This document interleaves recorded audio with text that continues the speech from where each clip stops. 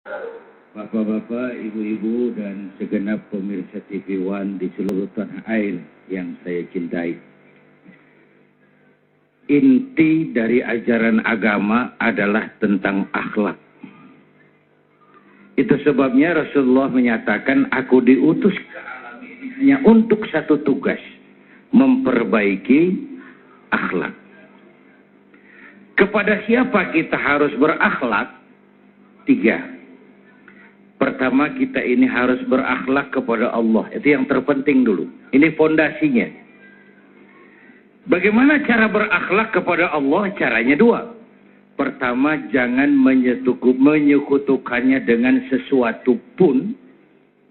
Yang kedua, jangan menyembah kecuali hanya kepadanya. Dari sini timbullah etika otonom. Sikap merasakan kehadiran Allah dekat dalam hidup. Itu disiplin paling murni. Ya, Bu? Bu? Iya, matanya ke sini dong. Emang enak kok nggak diliatin. So, disiplin paling tinggi dalam hidup, merasakan kehadiran Allah dekat dalam hidup. Saya sendiri, yang kedua Allah. Saya berdua, yang ketiga Allah. Ini membangun sikap moral, disiplin otonom. Disiplin kita kan sekarang kayak anak muda naik motor itu, Pak. Ngebut, lampu merah, nyodok terus. Di stop sama polisi. SIM, ada, Pak. SNK, punya, Pak. Tahu lampu merah? Tahu, Pak. Kenapa jalan terus? Saya nggak tahu, ada Bapak. Disiplin kita ya begitu itu. Disiplin kita ya begitu itu. Maka konsep disiplin ini tuangkan dalam syariah agar manusia sebagai makhluk yang mulia hidup secara manusiawi. Bahwa laki-laki senang sama perempuan. Senang nggak? Normal. Kalau nggak senang saya ragu-ragu. Perempuan suka laki-laki normal. Islam membentuk disiplin lewat namanya syariah. Kau laki-laki suka apa perempuan? Perempuan suka sama, oke, boleh. Lewat sini loh. Lewat pintu yang disebut nikah. Nikah. Ayam nggak punya disiplin. Kalau sudah datang syahwat, jadi nggak peduli banyak orang apa enggak. Dan nggak usah peduli ini ibu saya apa bukan. Namanya juga ayam. Itulah salah satu keuntungan kiai dalam Islam, kiai boleh kawin. Jujur Pak, saya kalau kiai nggak boleh kawin, saya pilih berhenti jadi kiai, Pak. Rontok rambut, Pak.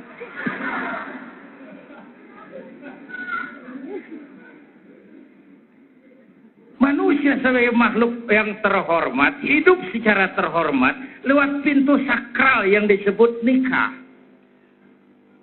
Nikah dengan perempuan yang baik kamu. Jangan seperti ayam tuh kawin tiap hari nikah nggak mau. Nikah. Ini pintu ke arah kehidupan yang berakhlakul karimah. Jadi nikah itu bukan sekedar untuk kebutuhan biologis, bukan sekedar memperturutkan hawa nafsu. Dia pintu sakral yang mengatur disiplin manusia agar manusia secara mulia hidup dengan kemuliaan dan yang terpenting punya rasa malu. Ini kan yang tipis di negeri kita ini, budaya malu. Belum lama Pak, kurang lebih 2-3 minggu yang lalu di Jepang ada berita mengagetkan. Perdana Menteri Hatoyama mengundurkan diri. Di sana sih itu biasa, cuma buat kita itu mengagetkan. Di sana biasa. Kenapa dia mundur? Malu. Kenapa malu? Tidak bisa memenuhi janji kampanyenya. Apa? Waktu dia kampanye dia bilang, kalau saya jadi Perdana Menteri, saya akan menghapuskan pangkalan militer Okinawa dari Jepang. Dia tidak bisa penuhi janji kampanyenya, malu mengundurkan diri. Padahal saya tahu pasti Hatoyama tidak kenal ketuhanan yang Maha Esa. Hatoyama tidak tahu itu Pancasila. Tapi rasa malunya tinggi sekali. Gagal, tidak bisa memenuhi kampanye, mundur. Umumnya orang itu kalau sudah gagal memenuhi janji kampanye, pasang strategi lagi buat kampanye, maju lagi. Ini di luar negeri, Pak. Di luar negeri jauh. Jauh. Di sini insya Allah sama.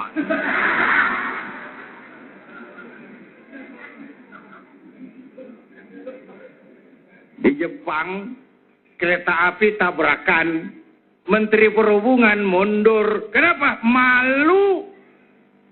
Di kita, petugas palang pintu dipecat. Jadi jauh levelnya dari petugas palang pintu ke menteri. Kenapa? Yang laris di negeri kita apa? Kambing hitam. Itu laris sekali, Pak. Orang banyak beli kambing hitam. Apalagi tukang kompor. Laris. Tukang kipas. Itu pasarannya tinggi di Indonesia.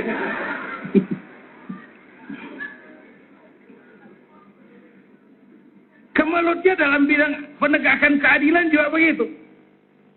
Ada orang teriak, ada maling sapi tuh. Yang dibilang maling sapi nunjuk lagi, alah dia juga nyolong ayam. Kapan mau beres urusan? Nanti yang nyolong sapi cari dalil lagi. Demi Allah Pak, saya nggak nyolong sapi. Saya tuh nyolong tambang. Cuman saya nggak tahu ujungnya ada sapi. Lebih enteng lagi ukurannya. Jadi pabaliut. Karena kita nggak dewasa.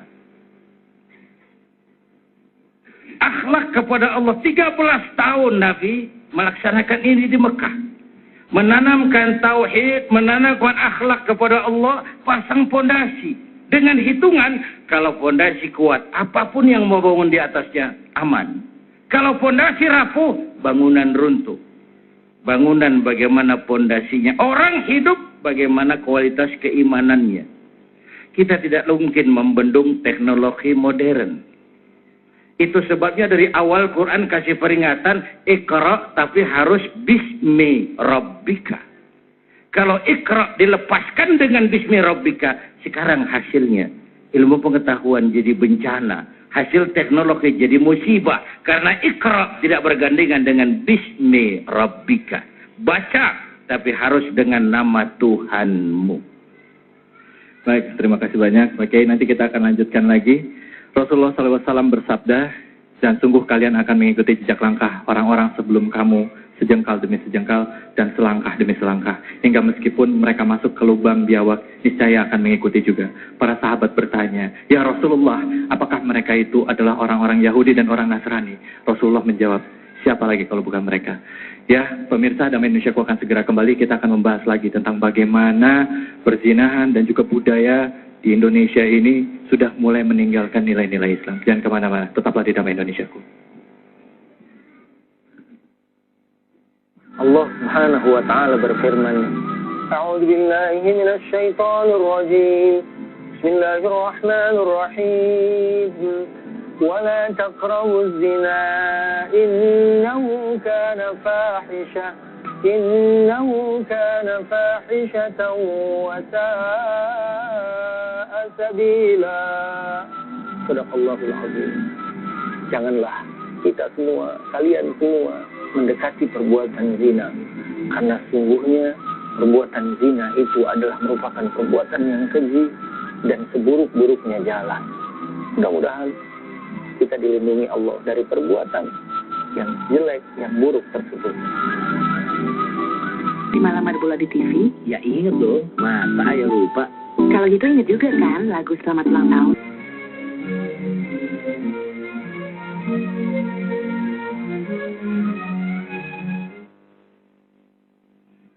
Bapak Ibu pemirsa TV One, ada sebuah hadis berisi tentang analisa ke depan.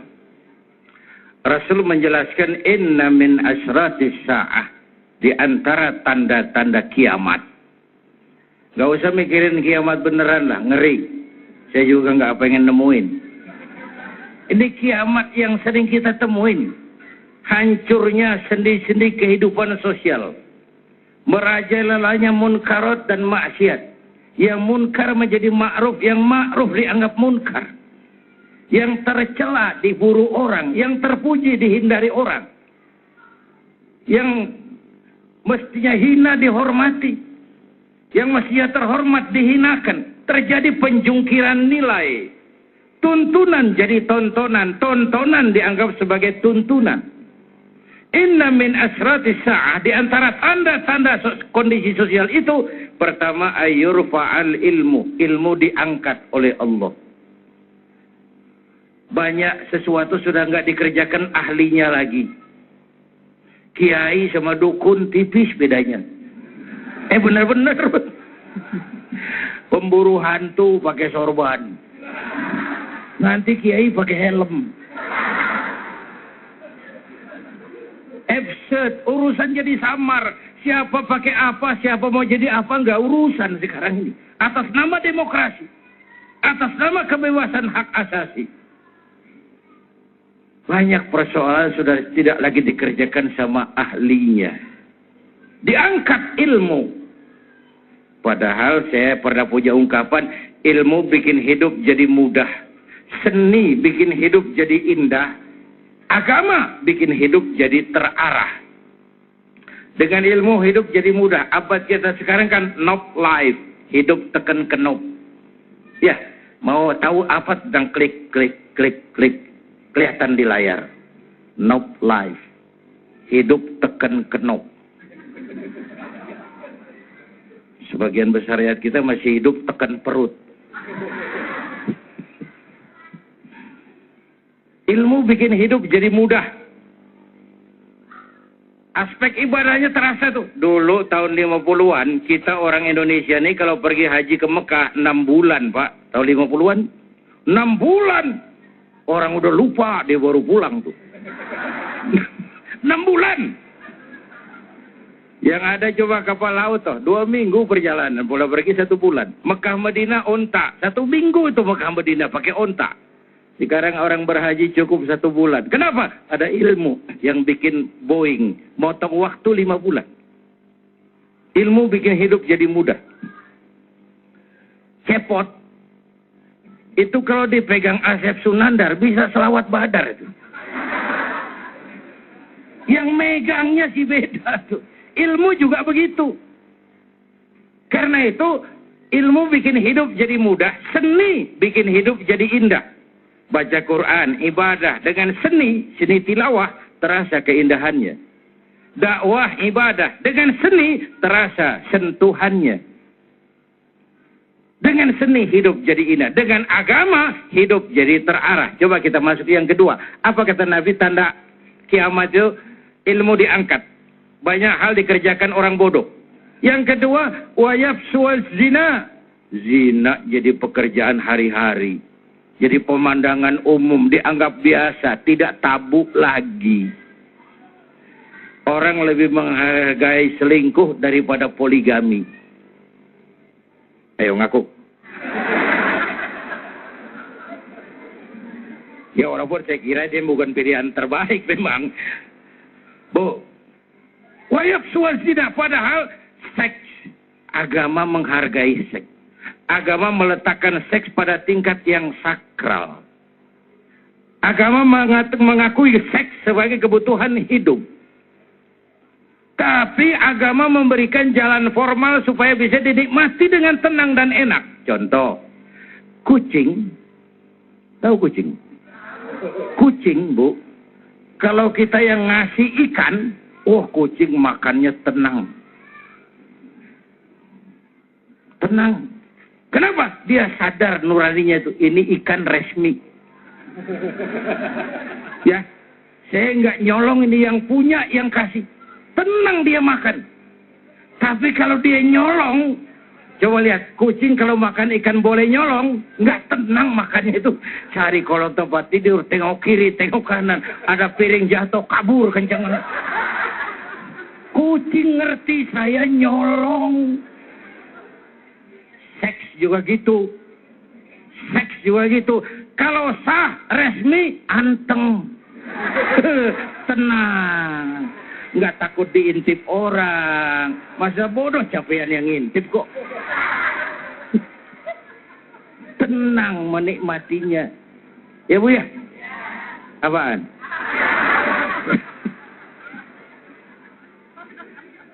Coba Quran bicara seks itu sopan sekali bahasanya. Coba. Nisa'ukum harsul lakum. Masya Allah, Quran tinggi bahasanya, sopan kalimatnya, dalam filsafatnya. Istrimu adalah sawah ladangmu. Ya Allah. Sawah. Istrimu adalah sawah ladangmu. Cangkulah sawah ladangmu menurut cara yang kamu suka. Teknik mencangkul terserah kamu. Nyangkul sambil mundur juga boleh. Asal yang dicangkul sawah sendiri. Nah, ya. Jangan coba-coba nyangkul sawah tetangga. Baik, terima kasih banyak Kiai. Jadi mesti nyangkul ini nyangkul sawah sendiri ya. Jadi tadi Kiai lebih baik poligami Kiai ya. Saya Nggak bercanda Kiai. Saya nggak bilang begitu. Ya, Cuma ya. saya setuju kalau ada pendapat begitu. Ini ilmu Pak Priyo. Baik, kita jawab dulu. Halo, assalamualaikum. Assalamualaikum. Waalaikumsalam warahmatullahi wabarakatuh. Bapak siapa di mana ini Pak? Bapak Waldi Bapak Waldi di Cawang. Cawang. Silakan Pak Waldi. Pertanyaannya apa kepada Kiai? Assalamualaikum Pak Kiai. Waalaikumsalam. Saya mau nanya ke Kiai, bagaimana hukumnya kalau berzina? Wah. Bagaimana hukumnya kalau berzina? Mas Waldi, Iya. maaf. Pernah melakukan? Enggak, belum. Wah, jangan. ya, baik. Ini kayaknya udah berniat nih, Kiai. Oke, Pak Waldi, terima kasih banyak. Ya, Iya. baik. Kiai, jawaban Kiai nanti akan diberikan kepada Anda. Apa hukumnya berzina? Jangan kemana-mana, tetap di Damai Indonesiaku.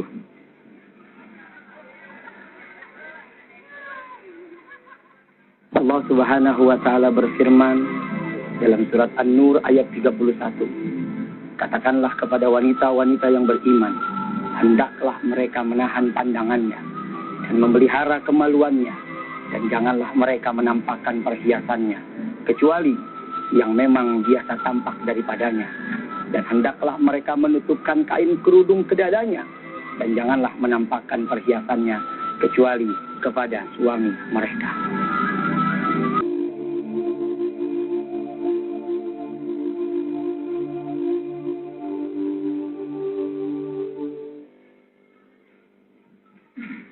Bapak, Ibu, dan pemirsa TV One yang saya cintai. Tadi ngomong apa sih? Hah? Poligami. Zina dikerjakan terang-terangan. Tanda kiamat. Orang merasa itu lumrah saja. Lalu tanda berikutnya wa yushrabal khamru. Arak jadi minuman kebanggaan. Apalagi sekarang oplosan tuh. Udah berapa banyak yang jadi korban. Dan ini terus terang saja tidak kurang peran dari apa yang namanya media. Kita nggak bisa nyalain medianya barangkali. TV kita nggak bisa salahin. Yang megang remote.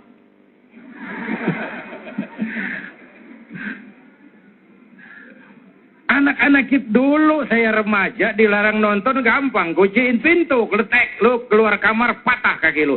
Aman. Sekarang anak kita gimana ngunciin pintu filmnya masuk ke kamar?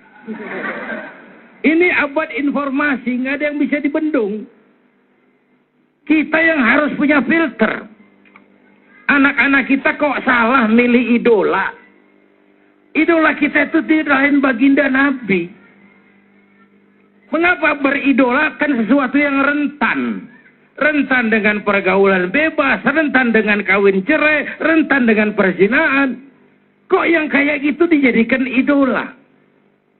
Selain memang media kita juga, kalau siaran entertain selebritis tiap jam. Tiap jam. Kalau siaran dakwah, minus. Minus. Saya pernah satu stasiun nawarin kiai, masih berkenan nggak pengantar buka? Berapa lama? 7 menit. Terus potong iklan 4 menit. Jadi saya ngomong 3 menit. Iya, yang lain aja deh. Loh kenapa kiai? Bukan kenapa, 3 menit mas. Assalamualaikum, assalamualaikum, habis.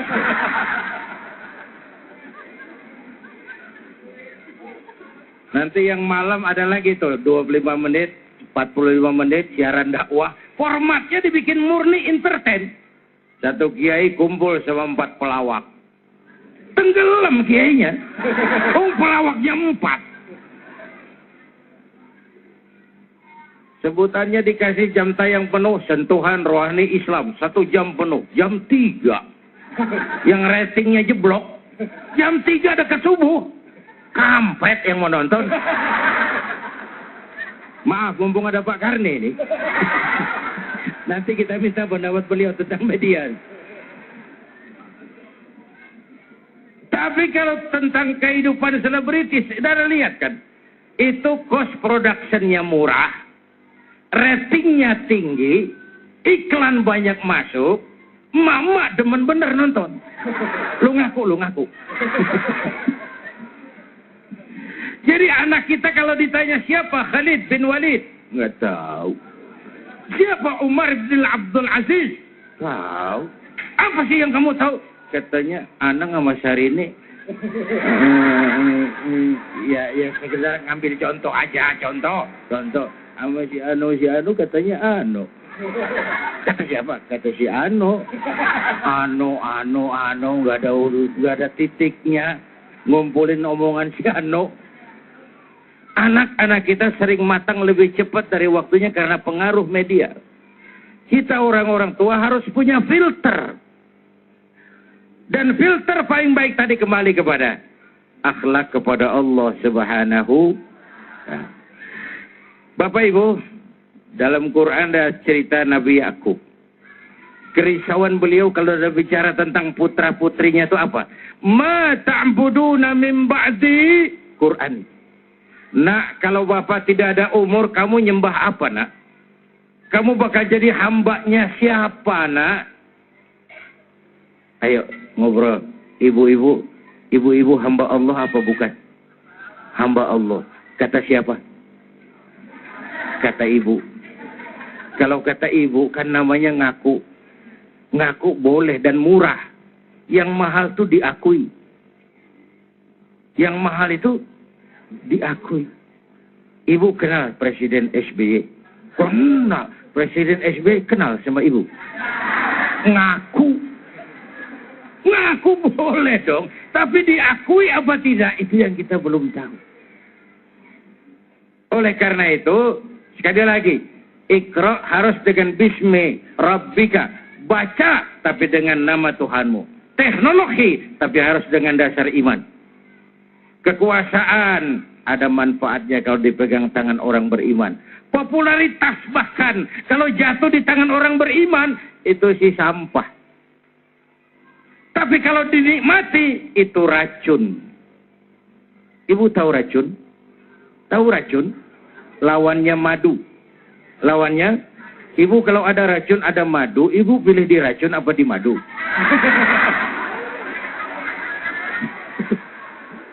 Dua-duanya racun katanya.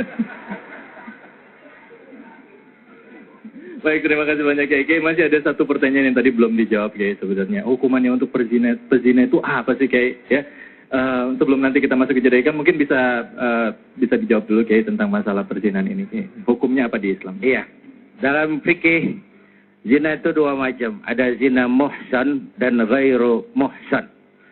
Zina muhsan, zina yang dikerjakan oleh orang yang sudah berkeluarga. Itu hukumannya lebih berat.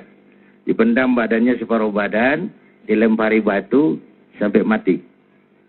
Ada yang ghairu muhsan.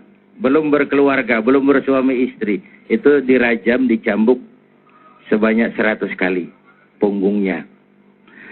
Tapi yang lebih berat saya mau sampaikan bukan itu, sanksi sosial, Pak.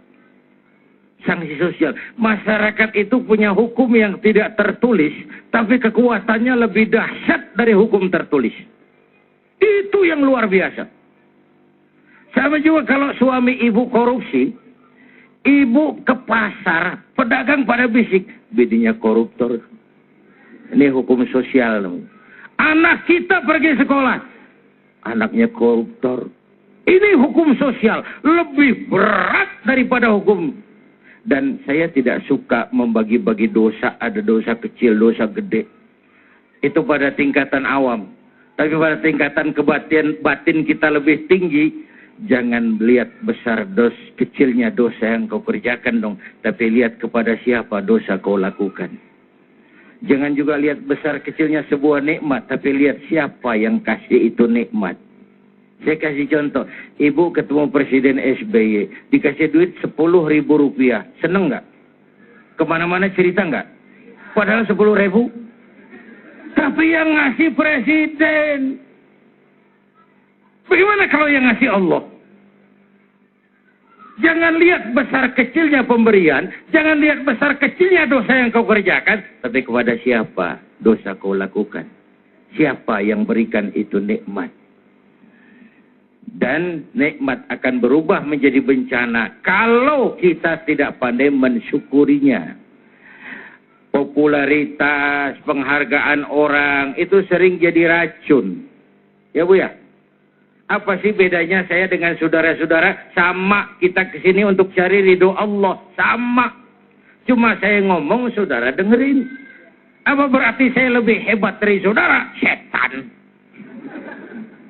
Nggak ada bedanya. Saya bisa ceramah juga karena ada yang dengerin. Benar. Baik. Hebat saya pidato 2 jam, menggelegar, berkobar, membakar. Yang dengerin nggak ada. Paling kata Hansip tuh Ustaz sudah lama begitu ya. Terima kasih banyak Kiai. Kita akan lanjutkan lagi. Tadi Kiai sempat menyinggung tadi mengenai masalah pergaulan bebas ya. Bahwa ada peran media juga. Kebetulan di sini ada Pak Karnilias Pak. Nanti mohon izin Pak, bisa diskusi tentang peran media Pak ya. Jangan kemana-mana, tetaplah di Damai Indonesiaku.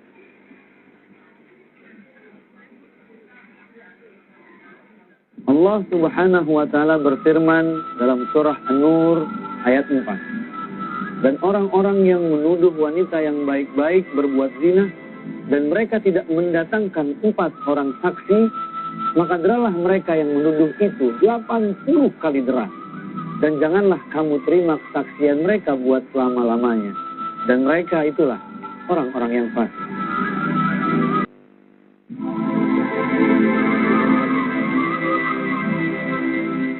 Raisya Ali Said mungkin menjadi salah satu korban penculikan yang paling menyita perhatian media massa. Agustus 2007, Raisya yang berusia 5 tahun diculik saat dibonceng pembantunya dengan menggunakan sepeda motor. Saat itu Presiden Susilo Bambang Yudhoyono bahkan bereaksi setelah 8 hari Raisya diculik. Dalam pernyataannya, Presiden minta penculik segera membebaskan Raisya. Siapapun yang membawa Raisya untuk melakukan sesuatu yang terbaik, saya ketuk hatinya agar dalam waktu yang tidak terlalu lama Raisya bisa kembali ke orang tuanya. Polisi berhasil menyergap 5 orang penculik di sebuah pom bensin dan menemukan Raisya setelah diculik selama 10 hari. Bagus Khaidi Riki berusia 3 tahun, warga Mangga Besar, Jakarta Pusat, dibawa kabur tetangganya sendiri. Bagus ditemukan bersama tersangka di sebuah musola dan lagi-lagi berdasarkan laporan masyarakat. Menurut polisi, pelaku penculikan akan menjadikan korban sebagai pengamen jalanan. Bagus ditemukan setelah hilang selama 24 jam. Berdasarkan data dari Komnas Perlindungan Anak, jumlah kasus penculikan anak meningkat tiap tahunnya. Terhitung periode Januari hingga Mei 2010 saja, sudah terjadi laporan 67 kasus penculikan. Motifnya beragam, mulai dari diiming-imingi uang hingga penipuan lomba kontes bayi. Bahkan, korban penculikan terkadang dieksploitasi dan dijadikan pekerja anak. Kini hanya kewaspadaan orang tua yang bisa menjamin keselamatan anak, termasuk meningkatkan kewaspadaan di tingkat lingkungan sekolah dan bermain agar penculikan anak tidak lagi kembali terjadi. Ya, pemirsa Damai Indonesiaku dimanapun saja Anda berada, apa tadi yang kita saksikan ada sebuah peristiwa yang terjadi di negara kita tercinta ini, ramai atau marak tentang penculikan anak. Bahkan ada isu dikatakan bahwa anak ini diculik dan organnya itu dijual. Nah, sebenarnya masih ada kaitan juga dengan apa yang kita bicarakan tentang masalah berjanji, mana peran keluarga ini begitu penting. Di mana peran orang tua dalam mendidik anak, mengawasi anak begitu penting. Tapi kadangkala kita sering bingung gitu.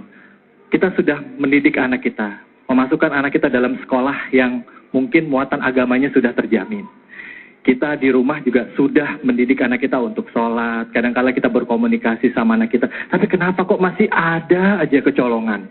Masih ada aja anak-anak kita yang mungkin ya mereka terjerumus melakukan pergaulan bebas ataupun melakukan misalnya coba narkoba dan lain sebagainya. Kiai, kenapa hal ini bisa terjadi, Kiai? Silakan, Kiai.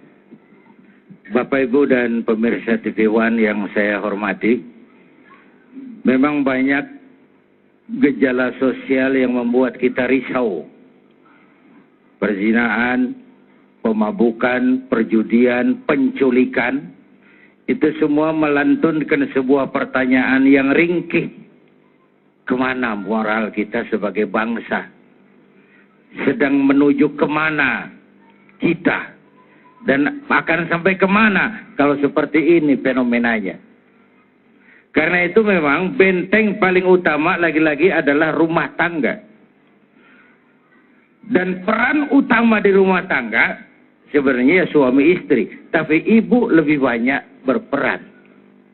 Islam mengangkat perempuan sebagai tiang negara karena fungsi ini.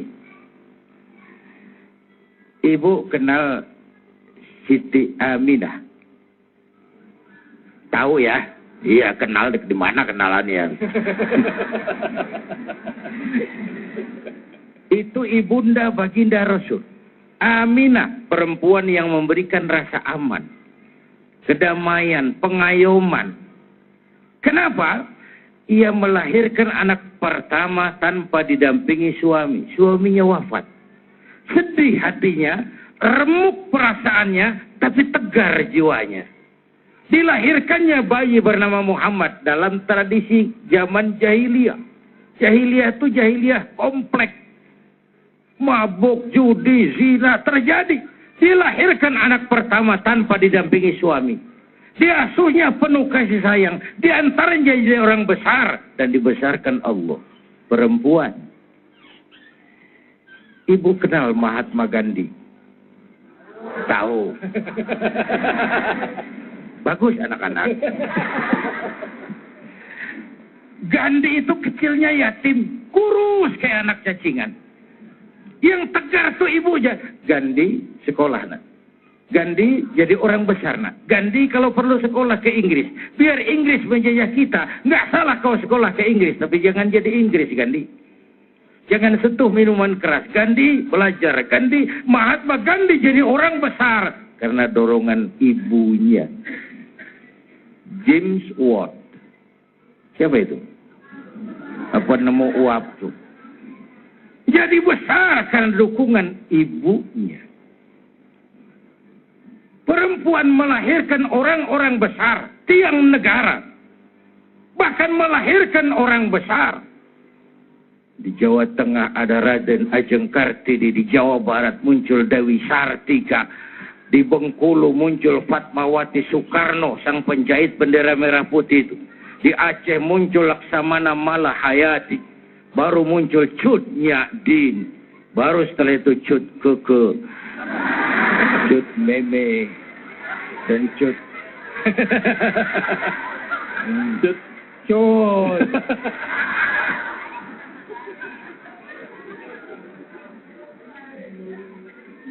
Jadi basic utamanya memang Al-Bait, Madrasatul Ula, rumah tangga sekolah yang pertama.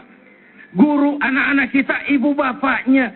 Ini sekarang zaman kita, banyak orang bisa memberi contoh, tapi sedikit orang bisa menjadi contoh. Memberi contoh mudah, jadi contoh sulit. Banyak kita memberi contoh tapi tidak menjadi contoh. Baik, terima kasih banyak Kiai. Nah, tadi kita sudah mengambil beberapa kesimpulan penting. Banyak orang tua ya meminta anaknya untuk ini tapi tidak bisa memberikan contoh. Nah, saya rasa tepat sekali bicara mengenai masalah pendidikan. Kebetulan hadir di sini Ibu Haja Eli Rizwan. Assalamualaikum Ibu. Ibu, bicara mengenai pendidikan Bu. Kadangkala kita sebagai orang tua suka merasa lelah atau letih dalam konteks begini pada saat kita sudah melakukan yang terbaik, tetapi kok seperti yang saya katakan tadi masih saja kecolongan. Kira-kira kekurangannya itu di mana sih Ibu Eli? Apa yang harus kita lakukan? Silakan Bu. Terima kasih. Bapak Ibu yang saya muliakan, Ustadz yang saya muliakan juga, dan para pemirsa yang saya hormati di rumah, Assalamualaikum warahmatullahi wabarakatuh. Yang pertama sekali kalau menjawab pertanyaan Mas David adalah karena kita, kalau saya boleh mau bertanya nih sama bapak-bapak, boleh nggak saya berdiri? Boleh, silakan. Silakan. Nanya apa Bu? Bapak-bapak yang berada dalam ruangan ini yang saya hormati, ada nggak di antara bapak-bapak yang dulu sekolah untuk menjadi ayah? Ibu-ibu sayang yang di sini, yang di rumah maupun yang di bawah, ada nggak yang dulu sekolah untuk menjadi emak, menjadi ibu? Itu. Pertamanya itu permasalahannya adalah karena kita nggak sekolah jadi orang tua, kita sekolah untuk menjadi ahli dalam bidang kita masing-masing. Ya, sekarang ini ada revolusi teknologi.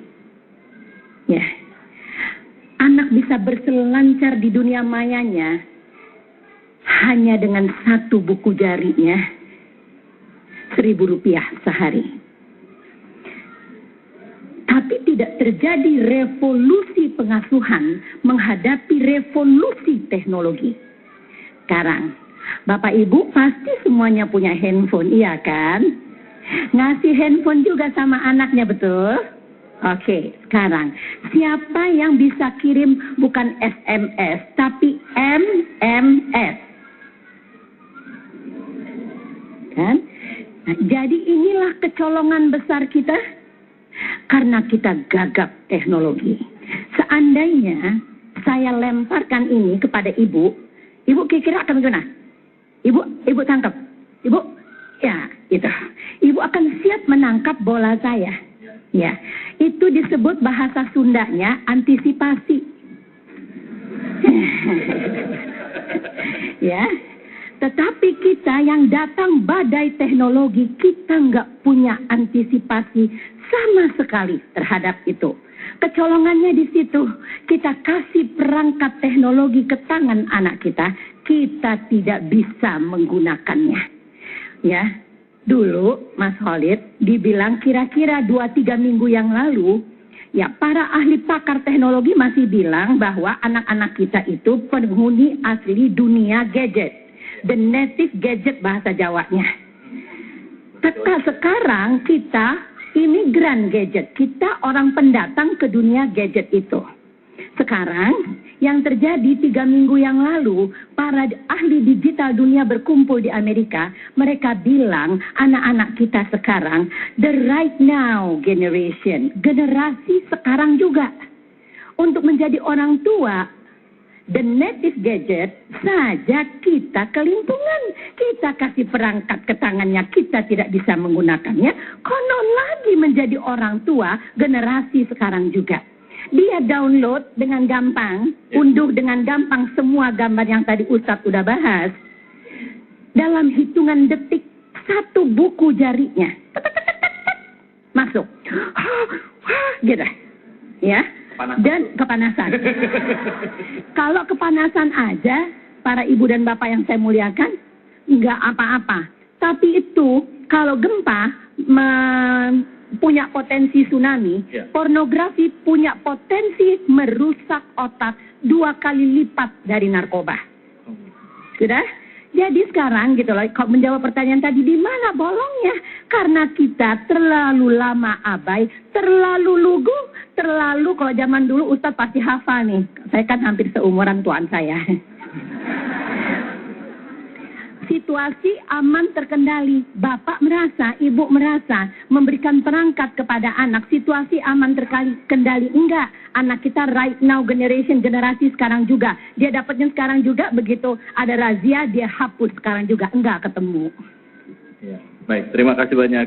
Jadi kesimpulannya bahwa kita sebagai orang tua jangan kalah sama anak-anak ya Bu ya. Juga harus tahu pada saat kita memberikan alat atau gadget kepada anak, kita juga mesti tahu selami dunia anak. Apa yang terjadi pada anak kita selami dunia anak, sehingga kita bisa mudah mengawasinya. Jangan hanya sekedar begitu saja. Dan juga dengan benteng agama. Begitu Pak Kiai ya, seperti tadi Pak Kiai sampaikan. Ya, baik. Sebelum kita tutup segmen ini, saya mau bertanya dulu. Ibu-ibu di sini ada yang mau kira-kira melontarkan pertanyaan kepada Pak Kiai? Silakan. Ya.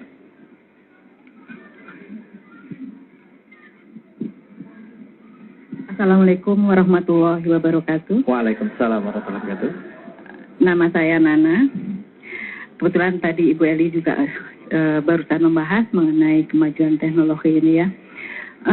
Pak Ustadz, tadi kita membahas mengenai masalah perzinahan.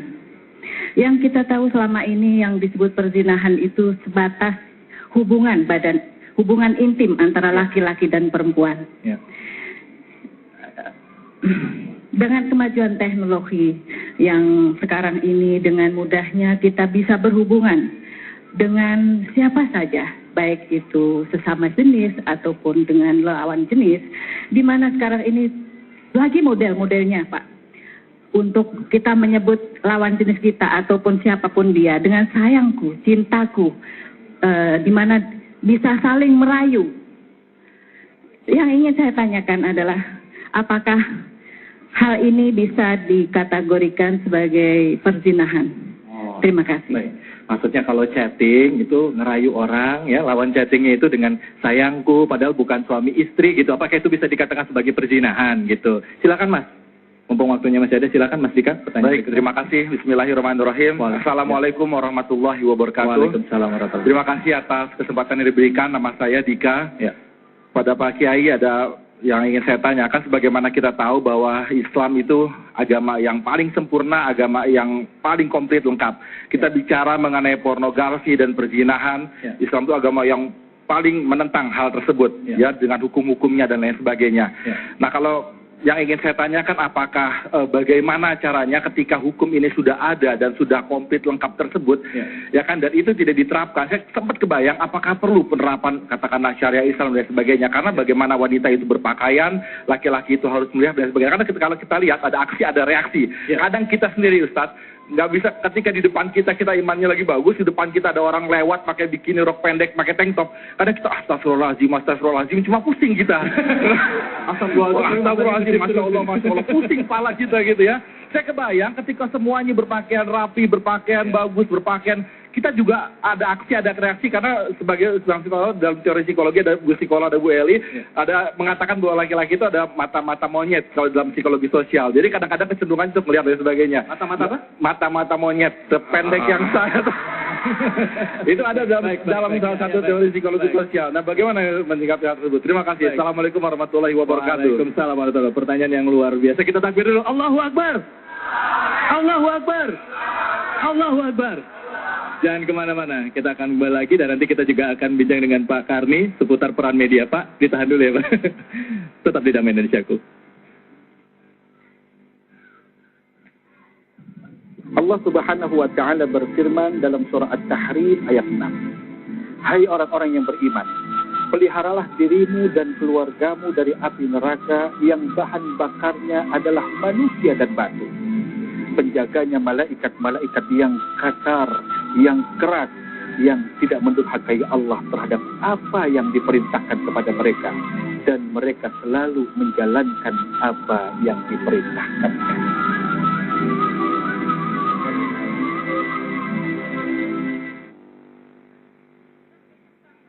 Bapak, Ibu, dan pemirsa TV One, saya masuk kepada pertanyaan pertama, Ibu Nana ya. Ibu Nana. Apa tadi chatting? Ya, kalau misalnya chatting, bilang sayang itu termasuk perzinahan nggak terhadap lawan jenis yang bukan suami? Ya. Pertama, larangan Quran itu la taqrabuz zina.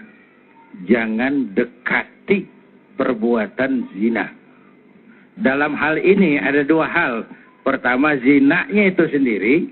Yang kedua, hal-hal yang mendekatkan kepada zina. Termasuk ucapan-ucapan yang merangsang. Walaupun itu dianggap zina, tapi bukan zina tadi. Zina ucapan, zina mata. Itu kan ada forum-porsinya sendiri. Saya malah menganjurkan kalau mau menggunakan kata-kata mesra, pakailah di rumah tangga. Untuk suami istri. Karena itu yang dicontohkan Nabi.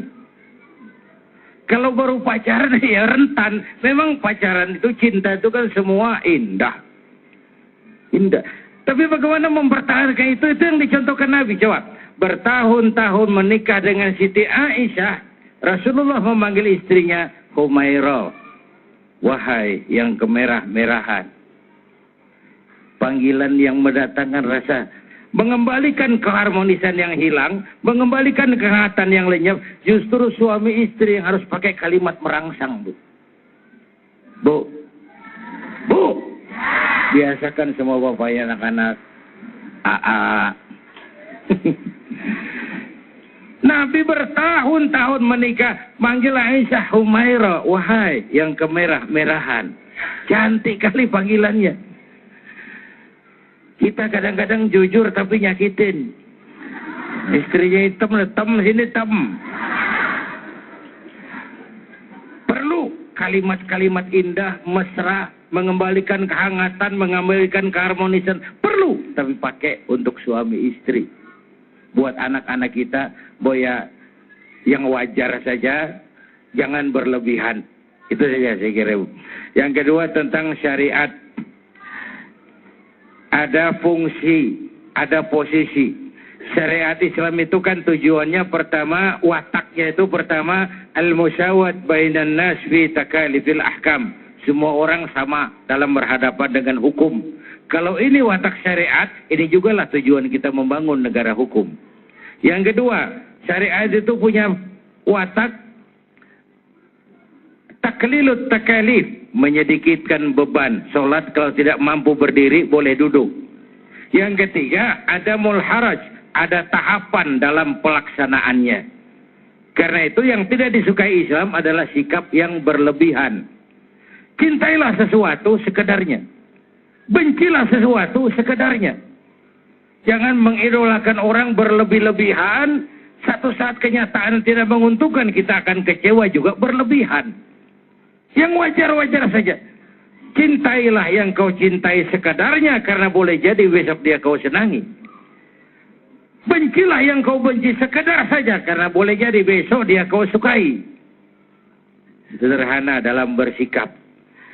Sebuah episode di zaman Nabi Isa. Ada orang menarik-narik perempuan, minta dijatuhi hukuman karena dia berzina. Nabi Isa diam saja.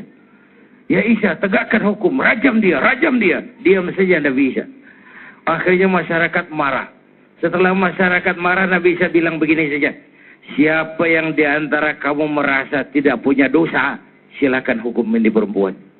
Akhirnya majelis bubar. Ini sebuah potret, jangan berlebihan. Kita ini kalau melihat orang salah kan rasanya kita suci benar.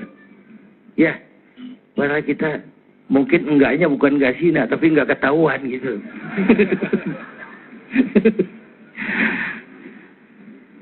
Ya, Bu. Yang salah kita perbaiki, yang belum tahu kita beri penjelasan. Dan tetap basicnya harus kepada nilai moral. Satu hari, ini kasus kesalahan. Rasul sedang kumpul di masjid bersama sahabat. Nggak usah bayangkan masjid kita lah. Di masjid zaman Rasul, tiangnya batang kurma, batasnya pelepah kurma dilengkung-lengkung.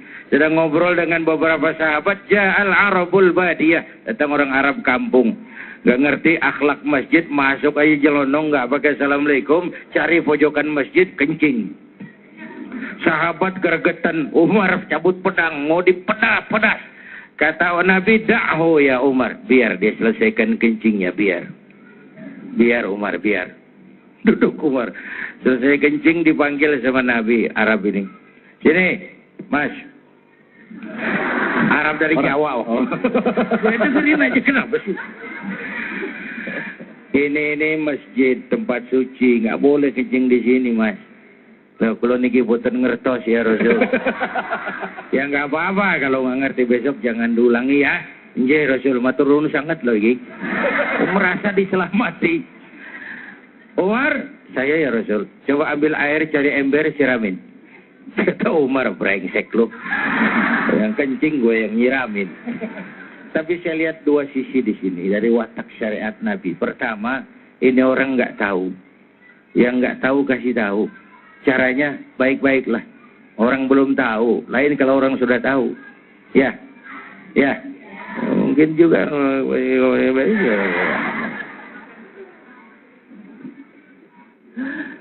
Kiai, berarti syariat ini bisa diterapkan di Indonesia, Kiai?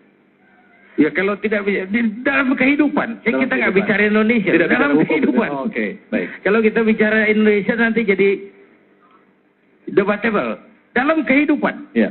Dan saya yakin Indonesia memang walaupun bukan negara agama, tapi negaranya orang beragama.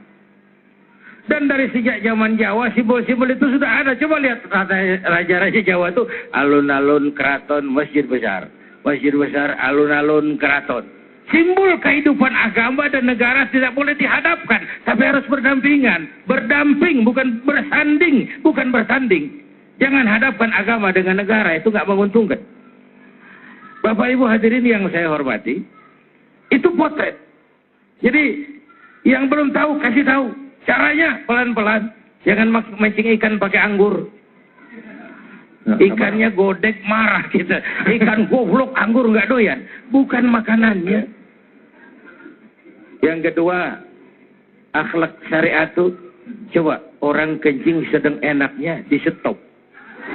Wah, mending ditempeleng, Pak. Jadi penyakit loh itu. Biarin dia terusin dulu kencing. Dari penyakit, sehingga orang ini merasa benar-benar diselamatkan oleh baginda Rasul. Saya kira itu tentang watak syariat ya. Ya, baik, terima kasih banyak Kiai. Pak Karni, tadi kita bicara bahwa sekarang ini orang banyak beranggapan bahwa media memiliki sumbangsi yang cukup besar juga untuk perilaku bebas di Indonesia saat ini. Bagaimana filter terhadap media itu masih kurang gitu. Nah, sekarang bagaimana? Apakah kita bisa menggunakan media ini juga sebagai salah satu sarana kita? Silakan Pak, bisa berdiri. Salah satu kedudukan saya. Jadi itu. Silakan Pak Karni, silakan Pak Karni. Ya, ini kayaknya Pak Ustadz kita Buya Zainuddin udah capek duduk, jadi pengen diri. Ada alasan dia untuk berdiri. Beliau ini sahabat lama saya, ya, Pak Ustadz, hadirin hadirat, pemirsa di rumah. Assalamualaikum warahmatullahi wabarakatuh. Tadi saya ditanya mau bertanya atau tidak, atau menanggapi. Saya bilang nanggapin. Kalau bertanya, saya mau bertanya, apa benar poligami diizinkan? Memang kalau saya baca surat An-Nisa itu ditutup. Hanya kalau kamu bisa berlaku adil, dan Allah sungguh-sungguh tahu bahwa kamu tidak akan bisa berlaku adil. Selesai, Pak Ustaz. Tapi kita fokus kita bukan itu, media. Apa yang dikatakan Pak Ustadz Buya Zainuddin MZ, sahabat saya tadi adalah benar. Bahwa media membawa semua yang buruk. Ya, tapi juga semua yang baik. Jadi hanya di Indonesia yang berkembang itu lebih banyak yang buruk. Tahyul, pornografi, gosip. Kenapa? Publik kita itu kok senang banget dengan gosip. Ada 10 televisi, 9 gosip dari pagi sampai sore atau 8, tapi laku. Benar, rakyat itu betul-betul suka gosip. Jadi kita tidak bisa menghindar dari, tadi Ibu bilang revolusi teknologi, yang benar itu untuk media. Revolusi teknologi komunikasi. Jadi komunikasi itu sekarang ada TV, kemarin ada komputer, sekarang internet, Twitter, Facebook dan sebagainya. Facebook pun udah tinggal, Twitter. Ke depan rumah kita pun detik ini kita pencet, ketahuan siapa aja yang masuk rumah kita. Ini perkembangan. Dan menurut saya bahwa kita tidak boleh menghindar dari itu. Tapi bagaimana mengeliminirnya? Bagaimana? Kenapa hanya anak-anak kita yang rusak? Kenapa anak-anak orang di Eropa, di Amerika pakai internet, pengetahuan, seluruh pengetahuan tinggal pencet. Jadi kalau tadi Pak Ustadz bilang pencet, porno keluar. Tapi pencet, apa yang dibilang James Watt lah, Aristoteles, semua detik ini terhidang di depan mata. Betapa majunya teknologi informasi. Jadi kembali ke media di Indonesia. Bagaimana masyarakat menyikapinya? DPR sama pemerintah sudah bikin KPI. Tinggal kalau ada yang tidak setuju dengan tayangan payul, porno, tinggal kirim surat. Karena KPI wajib memfollow-up setiap pengaduan. Ya. Tapi pada malas untuk mengirim. Padahal bisa pakai website. Kembali kepada saya orang media. Saya ketua ATPSI. Saya mengetuai semua asosiasi televisi swasta di Indonesia. Ya. Saya termasuk yang tidak setuju tayul, porno, dan segala macam berlebihan tersebut. Tapi kalau tidak ada rambunya, itu akan semakin menjadi-jadi. Untungnya sudah ada rambunya, ada lembaganya. Dan saya sendiri, kalau Pak Zainuddin MZ hari ini bisa dilihat seluruh rakyat Indonesia, saya 2 tahun lalu membangun TV One. Dari sebuah TV yang sangat dihujat. TV yang paling porno itu namanya La TV. Ada layar tancap, ada kisah tengah malam, ada smackdown yang kekerasan pun situ. Ibu-ibu bisa lihat sekarang, walaupun mungkin tidak enak nonton entertainment, tapi kami ngasihkan komunikasi, termasuk Damai Indonesia. Saya kira TV yang punya, alhamdulillah, kita takbir, Allahu Akbar. Yang punya dakwah 1 jam, alhamdulillah, adalah TV One. Terima kasih. Dan mudah-mudahan ini bisa lebih mencerahkan dan menandingi yang tadi. Jadi kita menyikapi revolusi itu, bukan menyetop revolusi. Terima kasih. Wassalamualaikum warahmatullahi wabarakatuh. Waalaikumsalam warahmatullahi wabarakatuh. Pak Karni, sebenarnya masih ada satu pertanyaan lagi Pak Karni. Mohon jawab. Apakah bisa Pak Karni porsi dakwah ini dibanyakin ya, diperbanyak di stasiun-stasiun TV swasta gitu? Silakan Pak Karni. Mohon. Ya, kalau boleh saya TV swasta yang lain, itu tergantung direksinya. Kalau TV One Pak? Kalau TV One tergantung kita, kalau semakin memang banyak yang menginginkan, pasti kita kasih. Bagaimana Ibu menginginkan semuanya Bu? Insya Allah. Tidak hanya ibu-ibunya di sini, tapi pemirsa seluruh kita. Baik, terima kasih banyak Pak Karni. Alhamdulillah Rabbil Alamin. Terima kasih banyak Pak Karni. Jadi kembali lagi memang peran dari orang-orang yang mengelola pertelevisian inilah yang mereka harus juga bisa mensortir dan memberikan informasi-informasi yang bermanfaat, diperbanyak informasi yang bermanfaat untuk para pemirsa kita, khususnya pemirsa yang ada di Indonesia. Jangan kemana-mana, Damai Indonesiaku akan segera kembali.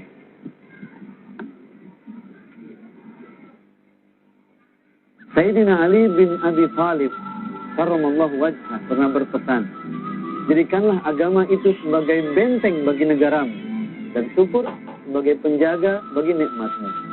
Maka setiap negara yang dibingkai oleh nilai-nilai agama tidak akan pernah terkalahkan.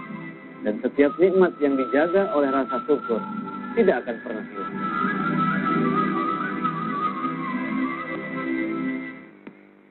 Alhamdulillahirrahmanirrahim. Pemirsa TV One dimanapun saja berada, kita kembali lagi di Damai Indonesiaku. Pembahasan kita begitu menarik. Tadi muncul beberapa pertanyaan dari sekian banyak ya, pertanyaan-pertanyaan yang diberikan. Di antaranya adalah, bagaimana Ibu, apa yang harus saya lakukan ya, seandainya anak saya sudah terlanjur menyaksikan tayangan yang bersifat pornografi tersebut. Tadi Ibu mengatakan bahwa otak itu kan bisa rusak ya Ibu ya, potensinya 2 kali lipat kerusakan otak. Nah, apa yang bisa kita lakukan Ibu?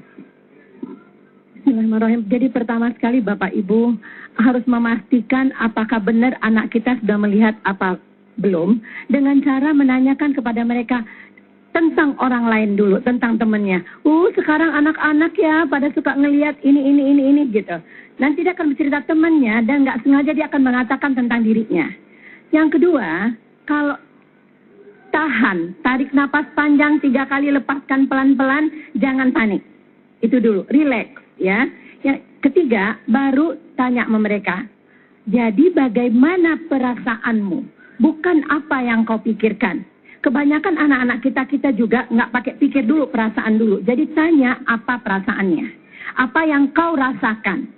Keempat, baru tanya pada dia, menurutmu benar nggak nak kita sebagai muslim atau muslimah lihat hal-hal yang seperti itu? Tunggu dia menjawab. Bapak Ibu, ini penting sekali untuk tidak menasihati pada saat anak emosinya sedang bermasalah. Ya, pergunakanlah bagaimana, mungkin sudah sering Ustadz menjelaskan bagaimana menggunakan cara berkomunikasi Nabi Allah Ibrahim ketika beliau akan menyembelih Nabi Ismail. Ya Ismail, aku akan ayah bermimpi menyembelih engkau, bagaimana pendapatmu? Kata-kata meminta pertanyaan atau pendapat anak itu jauh lebih baik daripada menasihati. Karena kalau kita menasihati, suara itu di luar kepala. Itu yang penting kita mengingat. Tidak membangun kesadaran diri. Tapi kalau kita tanya bagaimana pendapatmu, suara di dalam kepala. Jadi sebetulnya lengkap sekali sudah Islam ini, Bapak Ibu, kalau kita kembali. Terus kemudian yang berikutnya, baru kita arahkan, kalau yang kurang kita tambahi, yang lebih kita kurang, yang bengkok kita luruskan. Nah, terakhir, Bapak Ibu, ada 4 hal yang penting yang perlu kita perhatikan. 1, hadirkan Allah dalam diri anak. Ada atau tidak ada kita, ya Allah ada. 2, kalau memberikan perangkat dengan alasan, karena hasil riset menunjukkan kita nggak pakai alasan kasih perangkat kepada anak. 3, dengan persyaratan, dengan peraturan, ya bahwa mama berikan ini nak, tahan pandanganmu, jaga kemaluanmu. Ini kita mungkin lupa mengatakan itu kepada anak-anak kita. Anak kita menyaksikan apa saja tanpa menahannya, menahan pandangannya. Ya, baik. Terima kasih banyak, Ibu. Saya yakin begitu banyak yang ingin disampaikan, tapi karena waktunya sangat terbatas. Tapi biar bagaimana, terima kasih banyak Ibu atas ilmunya. Mudah-mudahan bermanfaat untuk kita semua. Silakan Ibu bisa kembali duduk lagi. Ya, Pak Kiai, mungkin kira-kira Pak Kiai, apa yang bisa kita simpulkan Pak Kiai dari tema kita? Kita tadi menanyakan ada apa dengan moral bangsa. Apa kesimpulan kita pada sore hari ini Pak Kiai? Silakan Kiai. Pertama, saya mau kembali kepada awal pembicaraan. Iqra harus dilandasi dengan Bismi Rabbika. Ilmu dan teknologi harus didasari dengan keimanan. Benar kita diperintah untuk Iqra, untuk tahu banyak hal. Tapi sebelum itu harus landasannya adalah Bismi Rabbika, dengan nama Tuhanmu. 1. Yang kedua, nilai disiplin tertinggi adalah iman. Merasakan kehadiran Allah dekat dalam hidup. Menjadi hamba Allah yang utuh. Kita perlu Allah. Dan ada keyakinan bahwa hidup dalam syariat Allah itu hidup mulia dan terhormat. Sebagaimana sudah kita bicarakan tentang bagaimana Islam menyikapi seks, bagaimana Islam menyikapi sikap laki-laki dan perempuan. Tidak ada jalan yang ditutup, tapi diberikan jalan terhormat sesuai dengan maksud syariat itu sendiri. Yang ketiga, pada sisi yang waktu yang bersamaan kita harus juga berakhlak kepada sesama manusia. Selain kepada Allah yang merupakan hablum minallah, berakhlak kepada sesama manusia. Bahwa ada anak bangsa yang salah jalan, yang keliru, tapi mereka bagian dari kita juga. Harus kita perbaiki secara bersama-sama. Sehingga dengan demikian kita berharap peristiwa-peristiwa itu tidak terjadi lagi di masa yang akan datang. Kita tidak boleh alergi dengan kemajuan teknologi. Bahkan itu tuntutan kehidupan agama. Agar hidup bisa kita laksanakan lebih mudah. Tetapi lagi-lagi, the man behind the gun. Kalau pisau dipegang oleh orang beriman, paling-paling jauh leher ayam. Ya, tapi kalau dipegang preman, bukan cuma leher ayam, leher temannya sendiri. digarap. Pisaunya sama, penggunaannya beda. Ketika tangan orang yang memegang juga berbeda. Begitulah harta, begitulah kekuasaan, begitulah alat-alat teknologi, tergantung dalang yang megangnya. Kekuasaan kalau dipegang tangan orang beriman jadi rahmah. Kalau dipegang orang jauh dari iman ya Fir'aun. Harta kalau jatuh ke tangan orang beriman jadi rahmah. Tapi kalau dipegang tangan orang jauh dari iman ya jadi korun. Ilmu pengetahuan kalau jatuh ke tangan orang beriman mendekatkan diri. Tapi kalau jatuh ke tangan orang jauh dari iman menjauhkan diri. Menjauhkan diri dari Allah.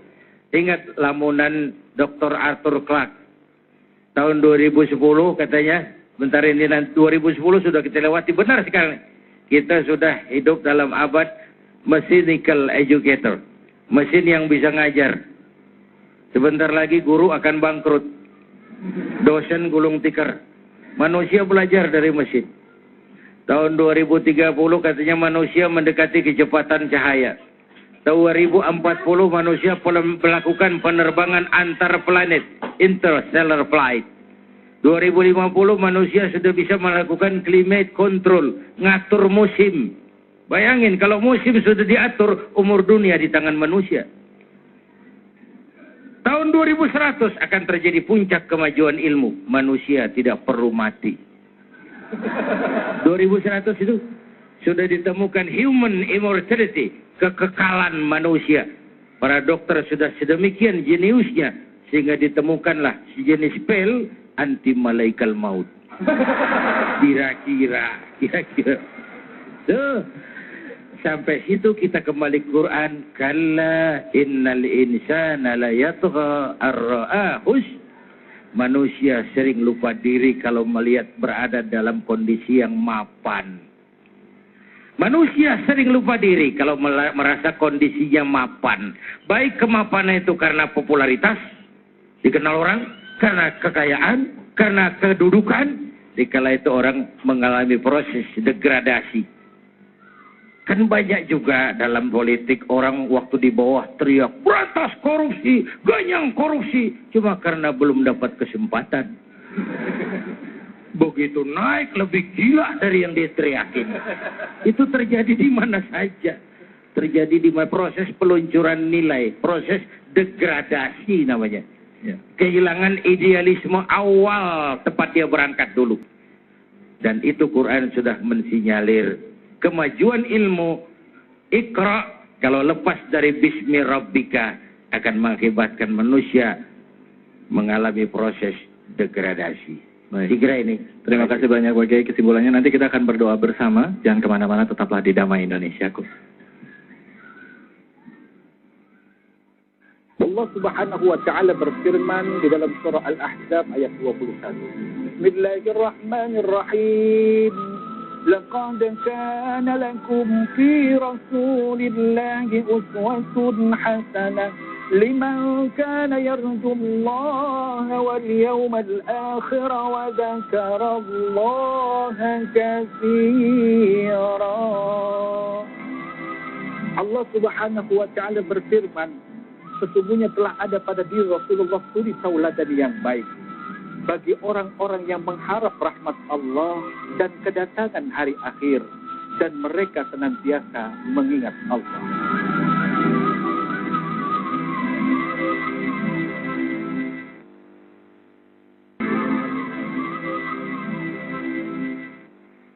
Ya, Alhamdulillah Rabbil Alamin. Pemirsa TV One dimanapun saja Anda berada, kita hari ini sudah mendapatkan begitu banyak hal penting, terutama mengenai masalah pornografi. Masalah pornografi ini ada tanggung jawab kita semua. Kita di sini tidak ingin menyalahkan atau menyudutkan siapapun, tetapi ini adalah satu bahan renungan bagi kita semua. Kita doakan pada Allah, semoga kita minta saudara-saudara kita yang saat ini sedang diuji oleh Allah, diberikan hidayah, dibukakan pintu hatinya untuk bisa kembali bertobat dan juga kembali ke jalan Allah. Dan juga kita yang ada di sini juga tidak ikut-ikutan juga menyaksikan dan menyebarkan aib dan juga fitnah yang belum tentu kejelasannya. Dan juga kita harus menjaga keluarga kita, membentengi keluarga kita dengan kasih sayang, mengawasi anak-anak kita, benar-benar coba selami dunia anak-anak kita, sehingga benar-benar tanggung jawab itu benar-benar kita bisa pegang sebagai orang tua untuk membangun bangsa Indonesia ke depannya. Kiai, sebelum kita tutup, Kiai mungkin Kiai bisa doa sedikit untuk kita semua untuk penerangan hati kita. Silakan Kiai. Bismillahirrahmanirrahim. Alhamdulillah Rabbil Alamin. Salli wa sallim ala Sayyidina Muhammad wa ala alihi wa sahbihi ajma'in. Allahumma ya Allah, Engkau Maha Pengasih dan tidak pernah pilih kasih. Engkau Maha Penyayang, yang sayangmu tiada terbilang. Dengan sepenuh perasaan dan pengharapan, dalam segala kerendahan dan kelemahan, kami bermohon kepadamu ya Allah. Berikan kepada kami rakyat dan bangsa Indonesia kekuatan iman untuk menjaga akhlak dan moral bangsa kami. Tautkan hati kami, satukan langkah kami untuk menapak menuju hari esok yang lebih baik dan pasti. Ya Allah, jauhi kami dari pengaruh negatif yang diakibatkan oleh kemajuan teknologi. Ya Allah, selamatkan anak-anak muda kami, generasi muda kami di dunia ini dan di akhirat nanti. Berikan kepada kami pemimpin-pemimpin yang takut kepadamu dan sayang kepada kami.